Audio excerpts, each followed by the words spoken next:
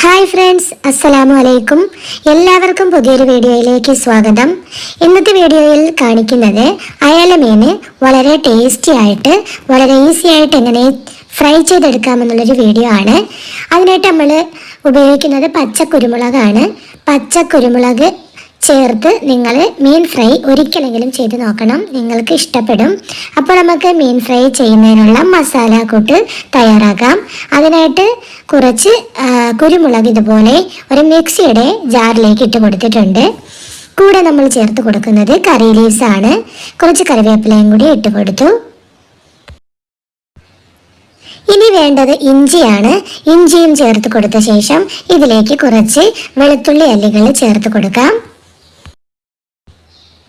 ഇനി ഇതിലേക്ക് ആവശ്യത്തിനുള്ള ഉപ്പാണ് ചേർത്ത് കൊടുക്കുന്നത്. അടുത്തതായിട്ട് നമ്മൾ ചേർക്കുന്നത് മഞ്ഞൾ പൊടിയാണ്. ആവശ്യത്തിനുള്ള മഞ്ഞൾ പൊടി ചേർത്ത് കൊടുത്തു. മീൻ ഫ്രൈ ചെയ്യുന്ന സമയത്ത് നമ്മൾ മഞ്ഞൾപ്പൊടി ഒത്തിരി കൂടുതൽ ചേർത്ത് കൊടുക്കണം. ഇനി നമ്മൾ ചേർത്ത് കൊടുക്കുന്നത് വെളിച്ചെണ്ണയാണ്. 1/2 ടേബിൾ സ്പൂൺ വെളിച്ചെണ്ണ ചേർത്ത് കൊടുത്തിട്ടുണ്ട്.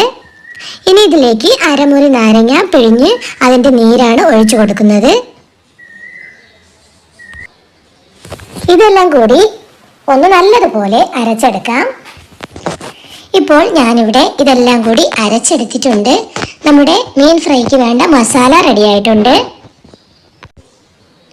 ഇനി അതൊരു പ്ലേറ്റിലേക്ക് മാറ്റി കൊടുക്കുകയാണ്. ശേഷം നമ്മൾ കഴുകി വൃത്തിയാക്കി ഇതുപോലെ വരഞ്ഞു വെച്ചിട്ടുള്ള അയല മീനാണ് എടുക്കുന്നത്. അത് ഇതുപോലെ ഈ മസാല മീനിന്റെ പുറത്തേക്ക് തേച്ച് പിടിപ്പിക്കുകയാണ്. എല്ലാ മീനിലും ഈ ഒരു മസാല തേച്ച് പിടിപ്പിച്ച ശേഷം ഒരു അരമണിക്കൂർ റെസ്റ്റ് ചെയ്യാനായിട്ട് വെക്കാം. ഇപ്പോൾ ഇവിടെ അരമണിക്കൂർ കഴിഞ്ഞിട്ടുണ്ട്. ഇനി ഒരു പാനിലേക്ക് ആവശ്യത്തിനുള്ള വെളിച്ചെണ്ണ ഒഴിച്ചു കൊടുക്കാം. ഈ മീൻ ഫ്രൈ ആക്കി എടുക്കാനുള്ള വെളിച്ചെണ്ണയാണ് ഒഴിച്ചു കൊടുത്തത്.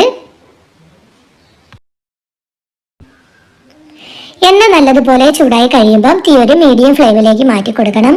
ശേഷം നമുക്ക് മീൻ ഇതുപോലെ ഈ ഓയിലിലേക്ക് ചൂടായ ഓയിലിലേക്ക് വച്ചു കൊടുക്കാം.